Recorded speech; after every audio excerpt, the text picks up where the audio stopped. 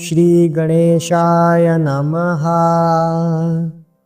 विघ्नहर्ता संकटहर्ता श्री गणेश जी की जय हो। आज हम सकट चौथ की व्रत कथा करने जा रहे हैं। इस वर्ष सकट चौथ, जिसे तिल चौथ के नाम से भी जाना जाता है, यह 17 जनवरी को मनाई जाएगी। इस पावन दिन भगवान गणेश और चंद्रदेव की पूजा का विशेष महत्व है। धार्मिक मान्यताओं के अनुसार इस व्रत को रखने से संतान के लिए लंबी आयु, सुख और समृद्धि का आशीर्वाद प्राप्त होता है। इसे तिलकुट चौथ, माघ संकष्टी चतुर्थी आदि नामों से भी पुकारा जाता है।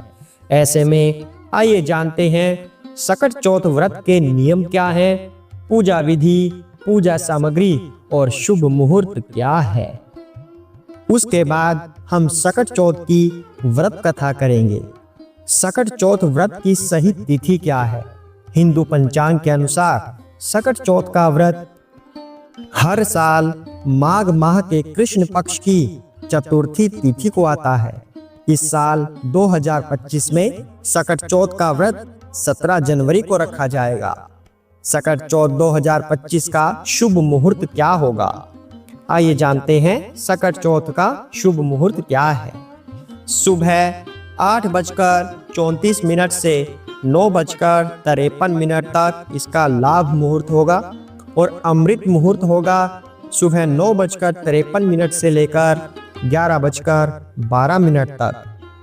आइए अब जानते हैं सकट चौथ व्रत रखने के नियम क्या हैं।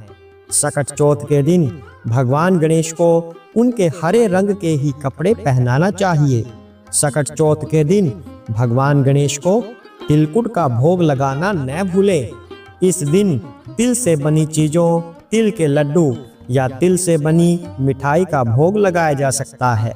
सकट चौथ के दिन चंद्रमा को जल अर्घ्य देने के बाद ही व्रत का पारण किया जाता है। पूजा सामग्री हम क्या प्रयोग करते हैं? गणेश जी की प्रतिमा, लाल फूल, 21 गांठ दुर्वा, जनेऊ, सुपारी, पान का पत्ता।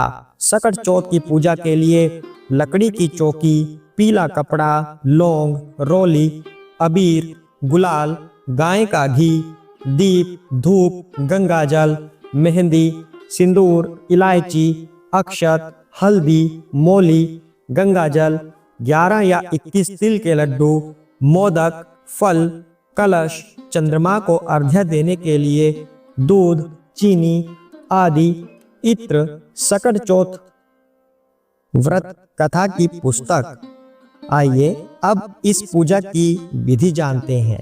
इस दिन प्रातःकाल स्नान के बाद स्वच्छ वस्त्र धारण करें और व्रत का संकल्प लें।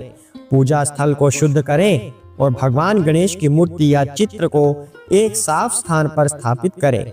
भगवान गणेश को दुर्वा, फूल, शमी पत्र, चंदन और तिल से बने लड्डू अर्पित करें। पूजा के दौरान दीपक जलाएं और भगवान गणेश के मंत्र ओम गम गणपतये नमः इसका जाप करें। पूजा के बाद गणेश आरती करें और तिल व गुड़ से बने प्रसाद का भोग लगाएं। संध्या के समय चंद्रमा को देखकर जल से अर्घ्य अर्पित करें और भगवान गणेश से अपने परिवार के सुख, समृद्धि और स्वास्थ्य की प्रार्थना करें। चंद्र दर्शन के बाद व्रत का पारण करें और प्रसाद ग्रहण करें। इस दिन गणेश जी की स्तुति के लिए कौन कौन से मंत्र किए जा सकते हैं? ओम श्री गणेशाय नमः, या फिर ओम गम गणपताय नमः, या फिर ओम वक्रतुंडाय नमः, ओम विघ्नेश्वराय नमः, ओम ह्रीं श्रीं क्लीं गौं गः श्रीं महागणधिपतये नमः। गजानम भूतगणादिसेवितं कपित्थ जम्बूफलसार भक्षितम् उमासुतं शोक विनाशकारणं नमामि विघ्नेश्वर पाद पंकजम। आइए अब जानते हैं कि हमें क्या क्या बातें ध्यान में रखनी चाहिए, कौन से कार्य बिल्कुल नहीं करने चाहिए। उसके बाद हम व्रत कथा करेंगे। ऐसा माना जाता है सकट चौथ का व्रत रखने वाली महिलाओं और माताओं को भूलकर भी काले रंग के कपड़े नहीं पहनने चाहिए। व्रती महिलाएं इस बात का ध्यान रखें कि चंद्रमा को अर्घ्य देते समय जल के छींटे पैरों पर न पड़े। जल के छींटे पैरों पर गिरना अशुभ माना जाता है। ऐसी मान्यता है कि सकट चौथ के दिन गणपति जी को मोदक का भोग लगाने से सुख समृद्धि का आशीर्वाद मिलता है। सकट चौथ व्रत के दिन भगवान गणेश की पूजा करते समय केतकी के फूल और तुलसी का उपयोग भूलकर भी न करें। इनका उपयोग पूजन में अशुभ हो सकता है। सकट चौथ की पूजा में गणेश जी की खंडित मूर्ति भूलकर भी प्रयोग में न लाएं। ऐसा करना शुभ नहीं होता। ये तो थी अभी तक की जानकारी। शुभ मुहूर्त, क्या करना चाहिए क्या नहीं करना चाहिए। आइए अब जिसके लिए हम प्रतीक्षा कर रहे थे, यानी कि भगवान गणेश की व्रत कथा, सकट चौथ की व्रत कथा, अब वो करते हैं। सकट चौथ के लिए 4 तरह की कथाएं प्रचलित हैं। उनमें से हम एक कथा करते हैं। एक समय की बात है, राजा हरिश्चंद्र के राज्य में एक कुम्हार था। वह मिट्टी के बर्तन बनाता, लेकिन वे कच्चे रह जाते थे। एक पुजारी की सलाह पर उसने इस समस्या को दूर करने के लिए एक छोटे बालक को मिट्टी के बर्तनों के साथ आवा में डाल दिया। उस दिन संकष्टी चतुर्थी का दिन था। उस बच्चे की माँ अपने बेटे के लिए परेशान थी। उसने गणेश जी से बेटे की कुशलता की प्रार्थना की। दूसरे दिन जब कुम्हार ने सुबह उठकर देखा तो आवा में उसके बर्तन तो पक गए थे, लेकिन बच्चे का बाल बांका भी नहीं हुआ था। वह डर गया और राजा के दरबार में जाकर सारी घटना बताई। इसके बाद राजा ने उस बच्चे और उसकी माँ को बुलवाया तो माँ ने सभी तरह के विघ्न को दूर करने वाली संकष्टी चतुर्थी का वर्णन किया। इस घटना के बाद से महिलाएं संतान और परिवार के सौभाग्य के लिए सकट चौथ का व्रत करने लगी।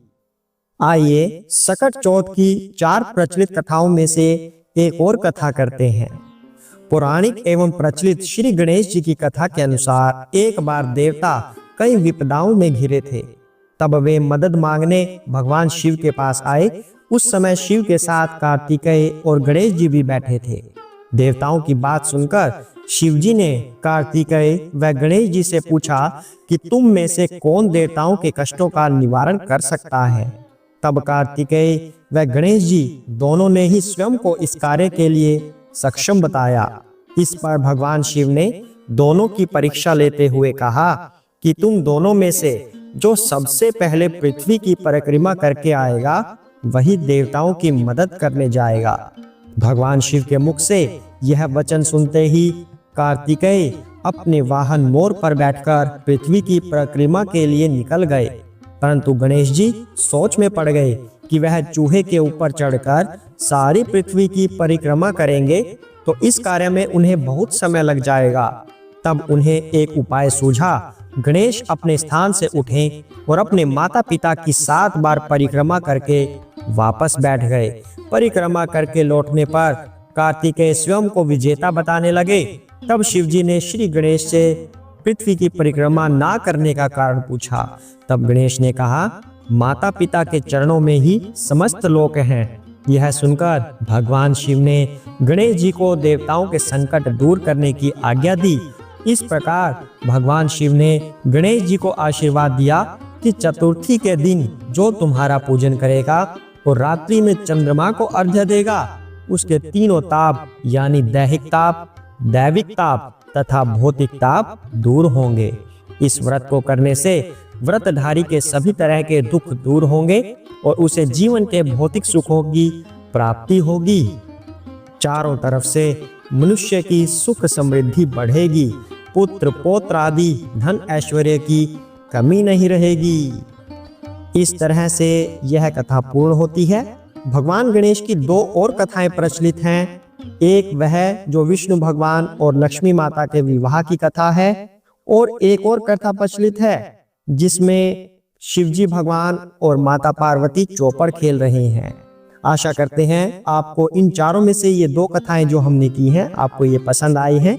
अगर आपको ये पसंद आई हैं तो चैनल पर बनी रहिए। इस तरह की व्रत कथाएं आप आगे भी सुनते रहेंगे।